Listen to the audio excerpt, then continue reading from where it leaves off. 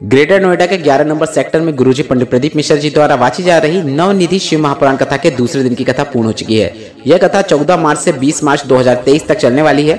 आज की कथा में गुरुजी पंडित प्रदीप मिश्रा जी ने जीवन में पैसों की तंगी हो, धन की कमी हो तो उस पर करने वाला एक विशेष उपाय बताया है, जो आप प्रत्येक माह में जो मासिक शिवरात्रि आती है उसमें आप कर सकते हैं। साथ ही गुरुजी पंडित प्रदीप मिश्रा जी ने पंचपुष्प से जुड़ी हुई एक विशेष जानकारी दी है और साथ में दिल में अगर उलझन हो, जीवन में परेशानियां हो तो ऐसे में आपको कौन सा नया उपाय करना है उसकी जानकारी भी आज की कथा में गुरुजी पंडित प्रदीप मिश्रा जी ने दी है।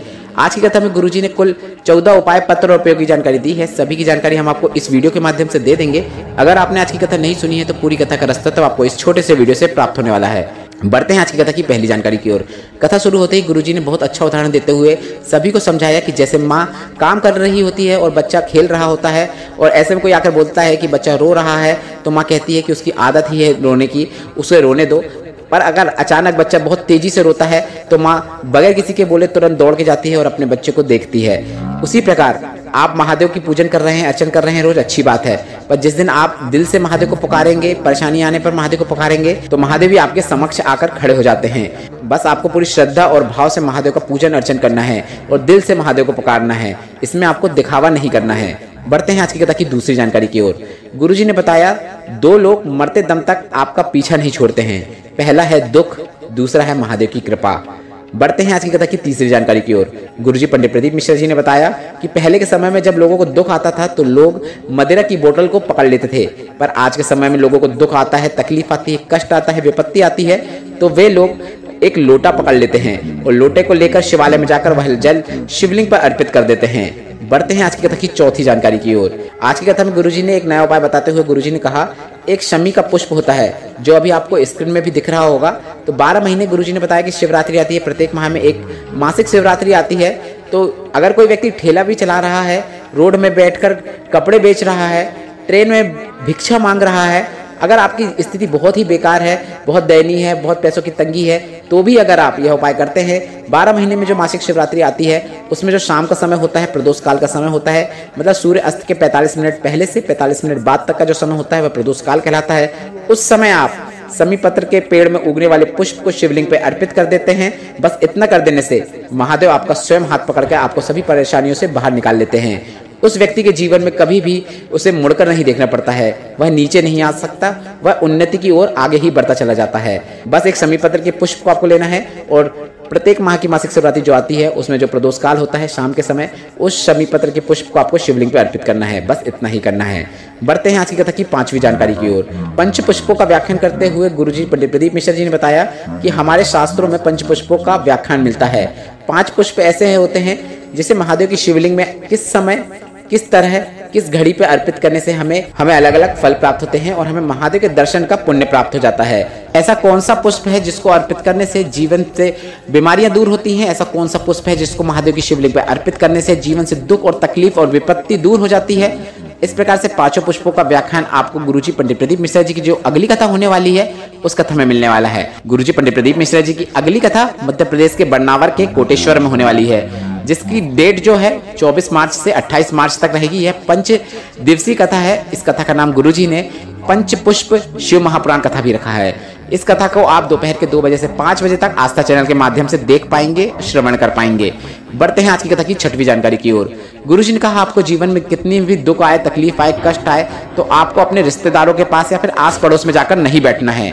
इसके बाद गुरुजी ने बताया आपको सीधे कोई सदगुरु के पास जाकर बैठना है या फिर महादेव के शिवालय में जाकर, शिवालय में शिवलिंग जो होती है उसके सामने जाकर बैठ जाना है और अपनी दुख, अपनी तकलीफ, अपना कष्ट महादेव को बता देना है। बस इतना ही कर देना है और महादेव से कहना है कि आप मेरे घर के बड़े हैं, अब आपको ही सब संभालना है। बढ़ते हैं आज की कथा की 7वीं जानकारी की ओर।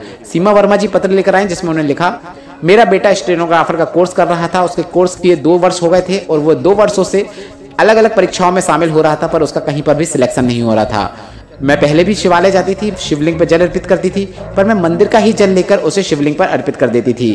पर इसके बाद मैंने आपकी कथा सुनना शुरू किया, आपके बताए अनुसार पशुपतिनाथ व्रत करना शुरू किया और अपने घर से 1 लोटा जल लेकर उस जल को शिवलिंग पर अर्पित करना शुरू किया, पर मेरे बेटे का सिलेक्शन नहीं हुआ। फिर बेटा मेरा से बोला कि माँ सिलेक्शन नहीं हुआ कोई बात नहीं, पर हम शिव जी को नहीं छोड़ेंगे। हम दोनों लगातार शिवालय जाते, शिव मंदिर जाते और दोनों 1 लोटा जल चढ़ाते। एक पेपर का रिजल्ट आना बाकी था और उस पेपर में ही मेरे बेटे ने इतने अधिक नंबर ले आए कि उसका बेड़ा पार हो गया और मेरे बेटे की नौकरी लग गई है। उसी का आभार व्यक्त करने में कथा पंडाल में आई हूँ। आज की कथा की 8वीं जानकारी की ओर। गुरुजी की अगली कथा उज्जैन में जो होने वाली है, महाकाल की नगरी में जो कथा होने वाली है, उस कथा का जो नाम है गुरुजी ने बता दिया है। यह कथा 4 से 10 अप्रैल 2023 तक होगी और इस कथा का नाम रहेगा विक्रमादित्य शिव महापुराण कथा। बढ़ते हैं आज की कथा की 9वीं जानकारी की ओर। गुरुजी ने कहा, जब कभी आपको ऐसा लगे कि आपके हृदय में कुछ उलझने हैं, जीवन में परेशानियां चल रही हैं और आपको कुछ समझ नहीं आ रहा है कि आपको क्या करना है, तो आपको एक कलश में जल भरकर शिवालय में पहुंच जाना है और यह जल अर्पित करते समय आपको तुमरुका जी का नाम लेना है। मतलब आप शिवलिंग पर जब जल अर्पित करें तो आप तुमरुका जी का नाम लें या फिर तुमरुकेश्वर महादेव का नाम लें। धीरे धीरे शिवलिंग पर जल अर्पित करें, देवाधिदेव महादेव से निवेदन करें, जो भी आपकी परेशानी है वह परेशानी महादेव को बताएं। बस इतना ही करना है। पूरा जल चढ़ाने के बाद थोड़ा सा जल आपको जलाधारी से जब नीचे गिरता है वहां से प्राप्त कर लेना है और उस जल को लेकर आपको घर आ जाना है। अब आप चाहो तो उस जल का आचमन भी कर सकते हैं या फिर अपने घर के जो मुख्य द्वार होता है उसमें उस जल का छिड़काव कर देना है। इसके बाद गुरुजी ने बताया कि 15 से 20 मिनट ही लगेंगे। आपके दिल में जो उलझन है, परेशानी है, उसका आपको हल दिखाई देने लगेगा, उसकी आपको समस्या का समाधान दिखाई देने लगेगा। और महादेव के जो परम भक्त हैं तुमरुका जी, वे आपकी बात महादेव तक पहुंचा देते हैं। बढ़ते हैं आज की कथा की 10वीं जानकारी की ओर। संजू जी MP भिंड से पत्र लिख, मेरे पति आर्मी में कार्यरत हैं, उनकी पोस्टिंग असम के तेजपुर में आई थी, तो हम वहां गए थे और वहां से मुझे एक बीमारी हो गई। बीमारी के कारण मेरे हाथ पैर की जो उंगलियां होती हैं उनमें फूलन आने लगी, उनमें पस भरने लगा, नाखून भी सड़ने लगे, नाखून निकलवाने पड़े। रोज मेरे हाथ पांव में पट्टियां लगाई जाती क्योंकि उनसे पस आता था और फिर 1-2 दिन बाद फिर से पट्टियां लगाई जाती। बहुत परेशानी में जीवन निकल रहा था, कुछ भी समझ में नहीं आ रहा था। सभी जगह बड़े बड़े हॉस्पिटलों में दिखाया, सभी जगह यही बोला गया कि बीमारी कभी भी ठीक नहीं हो सकती, यह बीमारी मरते दम तक रहने वाली है। मेरे परिवार और मेरे पति ने मेरा बहुत साथ दिया।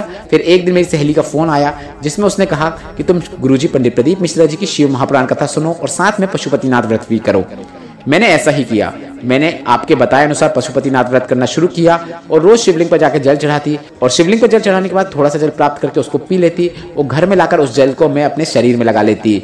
जिस रोग को 5 साल हो गए थे वह ठीक नहीं हो रहा था। फिर आपने कथा में एक उपाय बताया था जिसमें 5 लौंग, 7 काली मिर्च, 5 बबूल के पत्ते और गुलाब के वृक्ष के कांटों वाला जो आपने प्रयोग बताया था वह प्रयोग हमने किया और प्रयोग करते 3 ही दिन हुए थे। हमारी बीमारी में हमें धीरे धीरे आराम दिखने लगा, आराम प्रारंभ हो गया और अब मैं पूरी तरीके से ठीक हो गई हूँ। उसी का आभार व्यक्त करने में कथा पंडाल में आई हूँ। बढ़ते हैं आज की कथा की 11वीं जानकारी की ओर। गुरुजी ने कहा, जो नारी भोजन परोसने से पहले अपने लिए अलग से भोजन निकाल कर रख लेती है तो इस प्रकार के घर में कभी भी बरकत देखने को नहीं मिलती है। बढ़ते हैं आज की कथा की 12वीं जानकारी की ओर। आज की कथा में गुरुजी पंडित प्रदीप मिश्रा जी ने कहा है, अगर आप गौदान देते हैं और अगर वह गाय अंत समय में कसाई के हाथों में पहुंच जाती है और कसाई उसे काट देता है तो उससे जो पाप लगता है, उससे जो श्राप लगता है वह गौदान देने वाले को लगता है, आपको लगता है। इसके बाद गुरुजी ने कहा, इससे अच्छा तो है आप एक ट्रॉली चारा लें और उसे गौशाला में जाकर दान दे दें। इस प्रकार से भी सेवा की जा सकती है। पानी की व्यवस्था करा दें, यह भी एक सेवा का तत्व है। इस प्रकार से भी आपको सेवा करने से पुण्य की प्राप्ति होती है। बढ़ते हैं आज की कथा की 13वीं जानकारी की ओर। गुरुजी पंडित प्रदीप मिश्रा जी ने बताया, गाय, लक्ष्मी और बेटी तीनों को जब भी आप किसी को दान दें तो आपको दान देने से पहले लाख बार सोचना चाहिए, तभी उनका दान देना चाहिए। ये जहां पर भी जा रही है वह उनके लिए ठीक है कि नहीं, यह आपको 100 बार समझ लेना चाहिए, 1000 बार जांच लेना चाहिए, इसी के बाद उन्हें दान देना चाहिए। अगर आप कुछ गलती कर देते हैं और उन्हें कष्ट होता है तो इसका पाप आपको लगता है। बढ़ते हैं आज की कथा की 14वीं और अंतिम जानकारी की ओर। शंकर जी पत्र लेकर आए जिसमें उन्होंने लिखा, मेरे पैर में दर्द होना शुरू हुआ, इसके बाद मुझे पैरालिसिस का अटैक आ गया। यह अटैक कुछ समय बाद ठीक होने लगा, इसके बाद फिर मेरे पैर में परेशानी बनी रही। साल भर ऐसा ही चलता रहा। इसके बाद हमने डॉक्टर को दिखाया तो डॉक्टर ने बताया, आपके कूल्हे की हड्डी गल चुकी है। एक कूल्हे की हड्डी गल चुकी है और अगर आपने इसका ऑपरेशन नहीं कराया तो दूसरे कूल्हे की भी हड्डी गल जाएगी और वह टूट जाएगी। इस बीच 4 से 5 बार मुझे पैरालिसिस का अटैक भी आया। इसके बाद मेरी माँ ने बेलपत्र के जड़ वाला जो आपने उपाय बताया था, प्रयोग बताया था, वह हमने किया। इसके बाद हमने कई डॉक्टरों को दिखाया, बस सभी यह कह रहे थे कि ऑपरेशन कराना पड़ेगा। फिर एक डॉक्टर ऐसा मिला जिसने कहा कि ऑपरेशन की जरूरत नहीं है, हम आपको ऐसे ही ठीक कर देंगे। फिर हमने वहां पे ट्रीटमेंट कराया। इसके बाद पत्र लिखने वाले ने लिखा, मैं सारी रिपोर्ट लगा रहा हूँ और 1 लोटे जल का क्या प्रमाण होता है वह बताने के लिए मैं कथा पंडाल में आया हूँ। आज की कथा आपको कैसी लगी और मासिक शिवरात्रि का उपाय आपको कैसा लगा? और आज की कथा में गुरुजी पंडित प्रदीप मिश्रा जी के बताए उपाय से संबंधित अभी भी आपके मन में अगर कोई प्रश्न हो तो कमेंट के जरिए पूछ सकते हैं और मेरे द्वारा दी गई है जानकारी अगर आपको उपयोगी लगी हो तो वीडियो को लाइक करके कमेंट बॉक्स में हर हर महादेव टाइप करना मत भूलिएगा। श्री शिवाय नमस्तुभ्यम।